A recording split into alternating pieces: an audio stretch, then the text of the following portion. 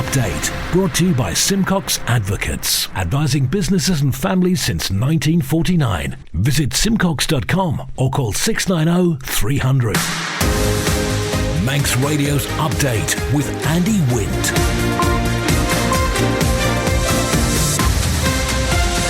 Fast am I. Good evening. It's 5:30. This is Update for Friday, 22nd of September 2023 from Manx Radio. 30 minutes to look at the latest news on the island. Background to that news, we got sport and business and Sea Watch and travel updates and the newsmakers in person. This evening, the training of advocates is insufficient and out of date. Pope Francis grants cathedral status to a Douglas church. The public view of the government conference. The Chief Minister on the diesel and petrol car deadline extension. And the Ravens are in Liverpool tomorrow, hoping to turn things around. Man Benham for all your business and legal needs. First of all, at 29 minutes ahead of 6 o'clock, the Update News headlines. Fast am I, Lewis Foster. Fast am I. Manx Care says COVID-19 numbers in hospital have significantly reduced in recent days after recording a spike over the last fortnight. 2 weeks ago, there was just a single case in hospital. That figure increased to 13 by the start of this week. The move in the UK to extend the period in which new diesel and petrol cars can be purchased by 5 years until 2035 has caused additional uncertainty for car users and businesses. That's the view of Chief Minister Alfred Cannon, who told Manx Radio the matter will be discussed imminently in the Council of Ministers in a bid to clarify the position. And Pope Francis has granted cathedral status to a church in Douglas. The Church of St Mary of the Isle will be a co-cathedral to the Metropolitan Cathedral of Christ the King in Liverpool. In the international news, a businessman has been jailed for more than 8 years after being found guilty of conspiring to plant fake bombs in London's legal district. Jonathan Nuttall plotted to target National Crime Agency lawyers after they sought to seize £1.4 million of his assets on suspicion of money laundering. President Biden has reportedly agreed to send US long-range missiles to Ukraine. It means Kyiv's forces will be able to target Russian troops behind the front line. And a man who posed as a teenage girl online to get young boys to send him indecent photos has been jailed for 21 years. 24-year-old Jay Lang would then blackmail them into sending more pictures or cash by threatening to publish the images. Those are the headlines. I'll be back with the news at 6 o'clock. Man Benham. Contact us by phone, video call, email or face-to-face. We're happy to connect with you. Manx Radio weather with Manx Glass and Glazing. Coromaya, thank you, Lewis, from the Ronaldsway Met Office. There's a strong wind warning in operation. State of sea is moderate, falling slight. Isolated showers this evening on the island. A fresh to strong northwest wind, decreasing overnight. Will dry up overnight. Lowest temperature is 9 degrees. There is some late sunshine knocking around tonight if you want to make the most of it. For Jasan, Saturday will be dry with variable cloud, bright spells, a light northwesterly up to 15 degrees. After that, rain will arrive on a fresh to strong southerly, overnight minimum 13 into Jaduni. Sunday, a wet day and a strong southerly, increase into gale force in the afternoon. Top temperature there, 17 degrees. High water was a little under an hour ago. Sunset is 18 minutes past 7. The late low tide 9 minutes past 11. High water 27 minutes past 5 tomorrow morning. Sunrise 5 past 7 in the morning. Low tide just before lunchtime 13 minutes to midday. Manx Glass and Glazing can supply and install single, double and triple glazing. Call 674 573 or visit the showroom on the Snugborough Trading Estate.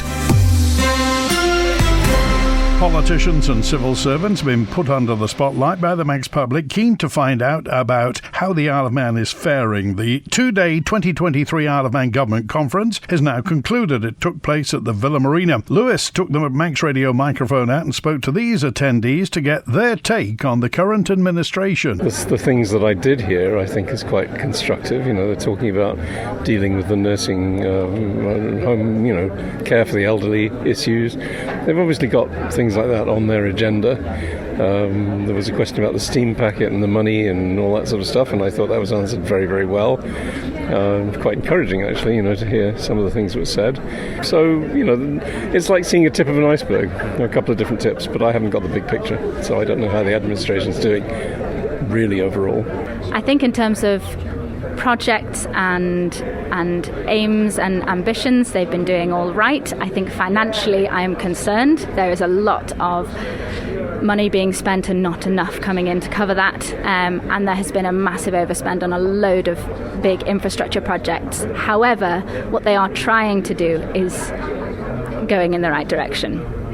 Do you feel listened to by your MHK? Yes, definitely. And I think the benefits of being on an island such as this is that you can go and talk to your MHK individually on a one-to-one basis. And I think we underestimate the power that we have with that. And I think we underestimate the power that individuals have when they email into their MHKs, and the power that groups have if they have a mission. And so, yeah, I think the opportunity to be able to get to speak one-on-one is absolutely fantastic, and on the whole, not all, but many of them seem to be coming here with open ears, not always open minds.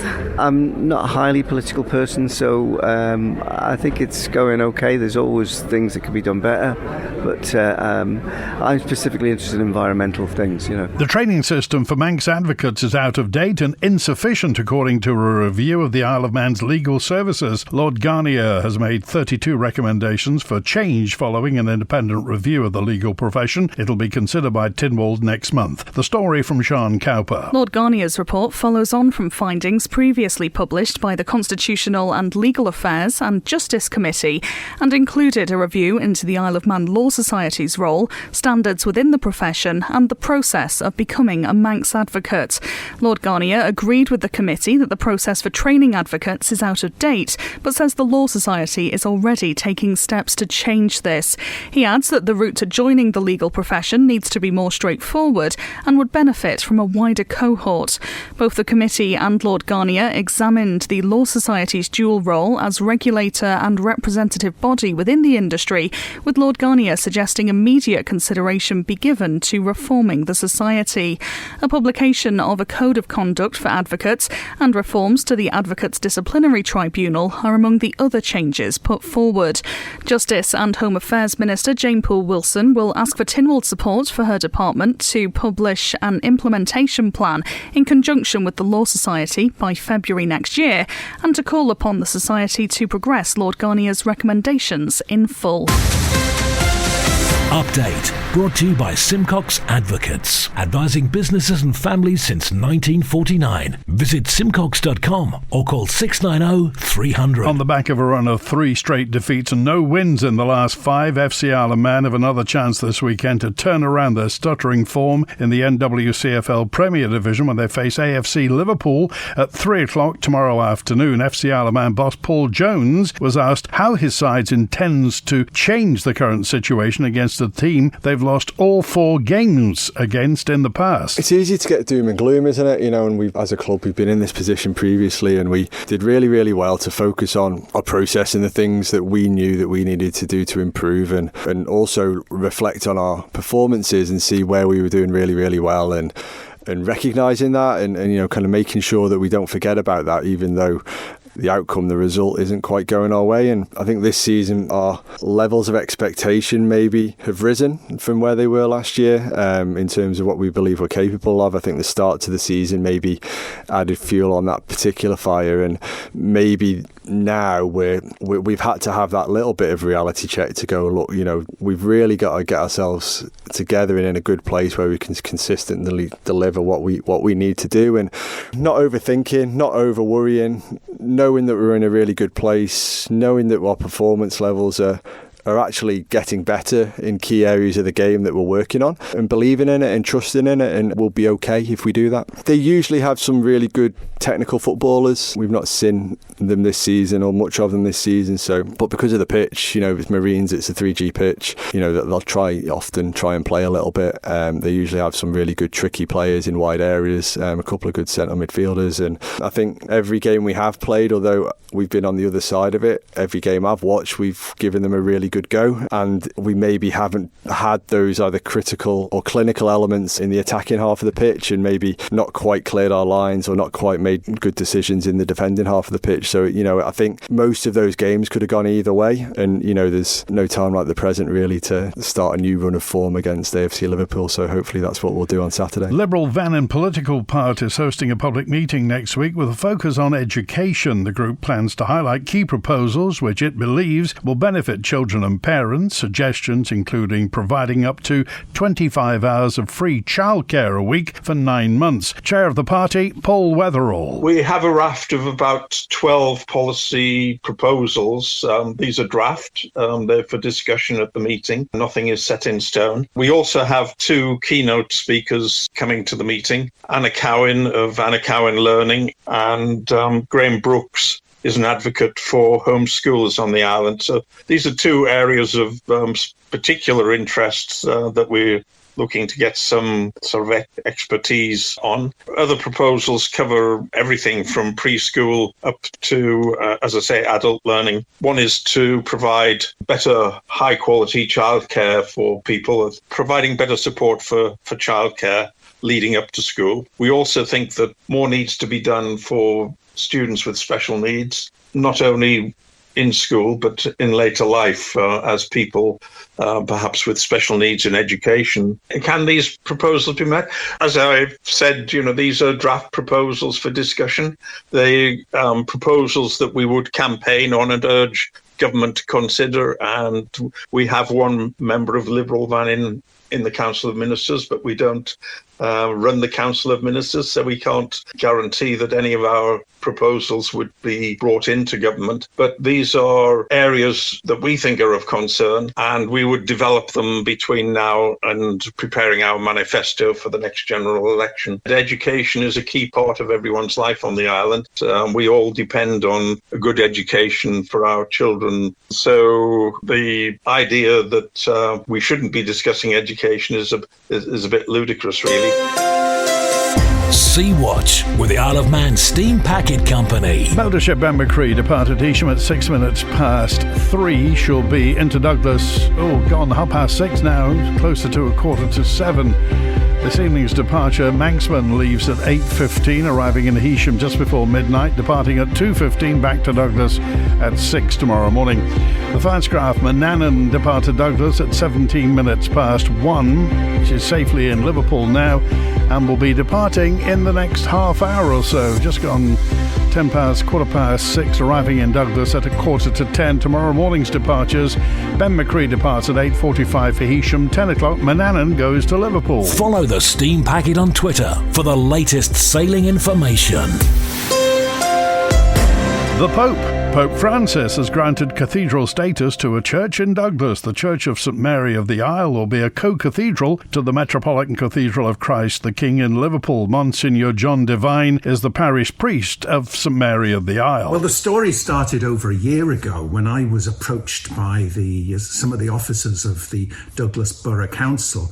And it was shortly after the late Queen Elizabeth II, for a Platinum Jubilee, nominated Douglas as a city. And they said, every city has a cathedral. Wouldn't it be nice if we had a cathedral? And they said, and the trouble is, the Church of England already has a cathedral on the island in Peel. How about St Mary's? Could St Mary's ever become a cathedral? I approached the Archbishop, and he agreed to make a petition to the Vatican, because it's in the Pope's keeping, really, to name cathedrals. And we listed all the things that some people don't realise about the Isle of Man. And they then eventually came back to us and asked for more details. So that was a good sign, because they'd taken the bait, as it were. And then they wanted to know amazing details. We had to do a completely thorough survey of the church with photographic evidence inside and outside. We employed a drone to do a survey of the building and another drone inside it. And we had to exactly state where exactly the bishop's seat was going to be. And eventually, the Archbishop received a letter informing us that Pope Francis had granted the request. Henceforward, the Church of St Mary of the Isle will be known as the Cathedral Church of St Mary of the Isle, and then the strapline will be the co-cathedral of the Roman Catholic Archdiocese of Liverpool. Manx Radio Business Briefing. At 5:45, Ocado was the standout performer of the day as it attempted to rebound after heavy falls in previous sessions, with financial and mining stocks also putting up a decent performance. Ocado was up in afternoon trades as it attempted to claw its way back after plummeting 20% yesterday, following a broker downgrade by Exane Paribas to underperform despite a solid third quarter trading update earlier in the week. And for a full daily market report, go to ramseycrocourt.com. Energy giant Chevron and unions have struck a deal to end the strikes at two large liquefied natural gas facilities in Australia. The Offshore Alliance, a grouping of two unions, said workers accepted a proposed agreement put forward by Australia's labour regulator, and the current industrial action has been suspended. Strikes had been taking place at the Gorgon and Wheatstone facilities over paying conditions since the 8th of September. How important is it? Well, Gorgon and Wheatstone plants in Western Australia account for more than 5% of global liquefied natural gas. The Stock Market Report. Brought to you by Ramsey Crookall. UK and European markets closed lower as the prospect of higher for longer interest rates emerged from a slew of central bank decisions. The US dollar pared gains after data showed US business activity nearing a standstill in September. Oil rose as renewed global supply concerns from Russia's fuel export ban counteracted demand fears. And gold edged higher following weak economic data out of Europe. The numbers from Ramsey Crookall at the close in London: the FTSE 100 up almost a 0.1% at 7,683. The DAX in Frankfurt fractionally down 0.07% at 15,560. A short time ago in New York City, the Dow Jones Industrial is up 0.2% at 34,136. The Nasdaq Tech Stocks Index up nearly a percentage point at 14,838, and the S&P 500 in Chicago up just over 0.5% at 4,354. In the exchange markets, the British pound sterling trading at $1 22.6 cents, €1 15 cents, and 22 South African rand 93.8 cents. And finally, in commodities, gold's up 0.4% at $1,927 per troy ounce, and a barrel of Brent crude down 0.9% at $92.38. You've got an investment plan? Yeah, Mike set it up. But don't you need loads of money to do that? Not this one. It's called Shearwater from Ramsey Crookall, and you pay in monthly as little as £100. So it's like saving regularly, really helping us invest in the future for a house, or the kids' education. £100 a month? I could easily do that. You should. The sooner you start, the better. Invest in your future with as little as £100 a month. Shearwater from Ramsey Crookall, the island's investment specialist for 75 years. Call 717171 or visit ramseycrookall.com. Licensed and regulated by the Isle of Man Financial Services Authority. Isle of Man Water Sports. Weather with Manx Glass and Glazing. Here's the relevant information this weekend. If you're sailing, kayaking, windsurfing, paddleboarding, sea swimming, diving or surfing, sea temperatures 15 Celsius. Wind for tomorrow, northwesterly, force 3 or 4, gradually backing south or southwesterly, increasing 5 or 6 Saturday evening, then 6 or 7 overnight. Wave height 0.2 to 0.5 metres, becoming 1 to 1.5 metres in the evening, and 2 to 3 metres overnight. Wave period 3 to 4 seconds. High water 5:45 p.m. And for Sunday, the wind is southerly, force 6 or 7, increasing 7 to gale force 8 Sunday afternoon. Wave height 2 to 3 metres, wave period 6 to 7 seconds. High waters 6:45 a.m, 7:15 p.m. Visit the Manx Glass and Glazing website and see a range of products from windows to doors, mirrors to splashbacks. manxglass.com. Update. Brought to you by Simcox Advocates. The controversial move in the UK to extend the period in which new diesel and petrol cars can be purchased by 5 years to 2035 has caused additional uncertainty for car users and businesses. That's the view of the Chief Minister, Alfred Cannon MHK, who told Manx Radio the matter will be discussed imminently in the Council of Ministers in a bid to clarify the situation. We will have some serious questions to answer. We're intrinsically linked to the UK, so there's there's a big car market, toing and froing, and people coming to the island, and so I think in some ways it's probably created additional uncertainty both for consumers and for car businesses as well. I hope the DOI Minister, particularly because that's primarily where the sort of vehicle licensing, etc., this sits. I'm sure we'll be discussing this in council imminently, and we'll need to clarify the position. But I think the critical point was that doesn't necessarily. I think our big transition area is energy policy, and that's really going to fulfil substantial percentage of our sort of climate change commitments. So I don't think this starts raising questions about what we are committed to do in terms of energy, particularly, nor should it necessarily detract from our plans to put the island into a better space when it comes to the delivery of renewable energy to homes and how homes are actually adapted for the future as well. Manx Radio Sport. Fast am I, Rob Pritchard. Fast am I. Good evening. Starting with football, and St Mary's will be hoping to keep up their unbeaten start in the Canada Life Men's Premier League this weekend when they host Douglas Royal in the early kick-off amongst the latest Manx football fixtures. Newly promoted St Mary's, along with Ramsey and Ayr United, are the only unbeaten sides in the top flight so far at this early stage of the season. With the exception of the St Mary's and Douglas Royal tie, all games will kick off at 2:30pm across the divisions, including a much-anticipated Southern derby in Division 2 as Castletown hosts Maloo. Meanwhile, in rugby, Vagabonds men's and ladies get their new seasons underway on Saturday with trips to Ellesmere and Chester Divas respectively. Elsewhere, Douglas travel to Lancaster to face Vale of Loon in the Regional 2 Northwest.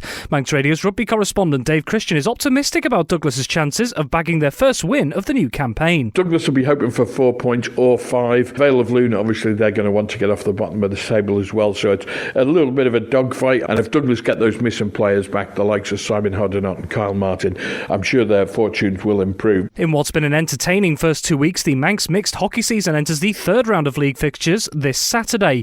One of the pick of the ties sees the two early frontrunners in Mixed Division 1, Castletown Southerners and Valkyries B, face off at 12:35pm on Saturday at QE2 in Peel, as our hockey correspondent Ben Cunningham explains. First v second in the league so far. This one will be a close game. These two have had a great start. They're both level at the top. It's just goal difference that splits the two of them. And in motorsport, the dates for the 2024 Northwest 200 have been announced. Organisers of the races in Northern Ireland have confirmed next year's meeting will be held from the 6th to the 11th of May, with Saturday the 11th of May designated as the principal race day.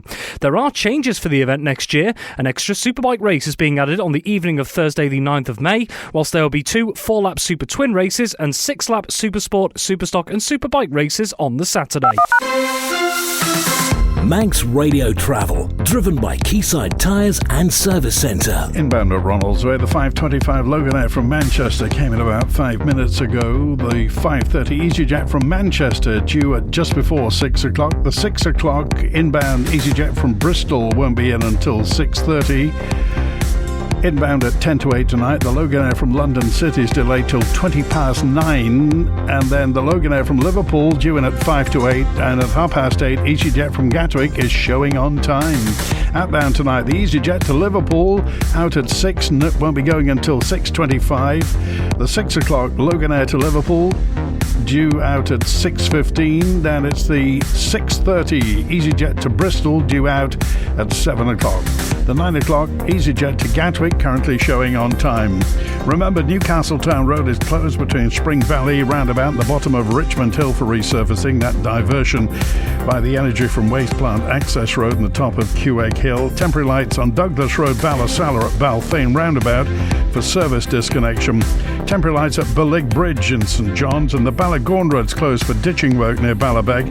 Temporary lights on Victoria Road at the Falconcliffe Terrace Junction, and Falconcliffe Terrace closed for that work in Douglas. Hillside Avenue closed through to Circular Road for adjacent office window replacement in Douglas. Mona Drive is closed between Empire Drive and Victoria Road for sewer lining works.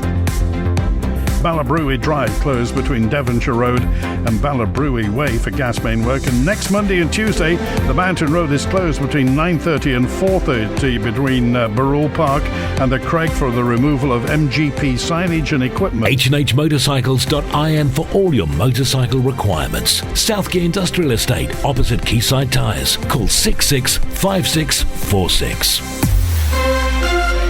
The former government economist John Webster says government's attempts to grow the Isle of Man's population aren't doing enough to attract people of working age. He says the latest population figures show the working age population is falling while the number of people over 65 has increased. If you have an open door policy, the main attraction will be to people who are footloose. Those people who don't need a job, for example, particularly pensioners, will be attracted by publicity which suggests that the Isle of Man is a great place to live. Now, the people we really want are young working people. The main attraction for them is good employment. So the obvious starting point is to provide good employment to attract the working age population. As an existing resident, my question is, government, what are you doing for me? You may be extolling the virtues of the Isle of Man for people who are yet to come, but what are you doing for the existing indigenous population? Because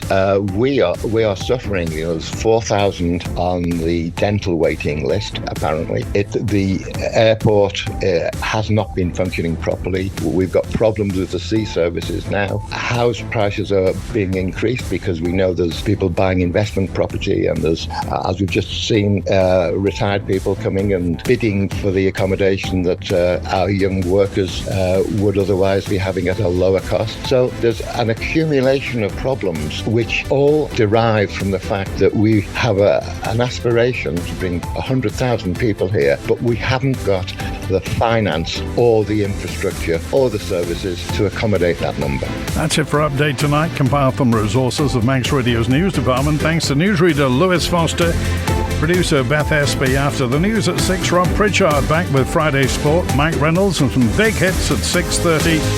Sweet and Swing with Howie Kane at 9 and Rianne with the Late Show after 10. I'll be back on Monday.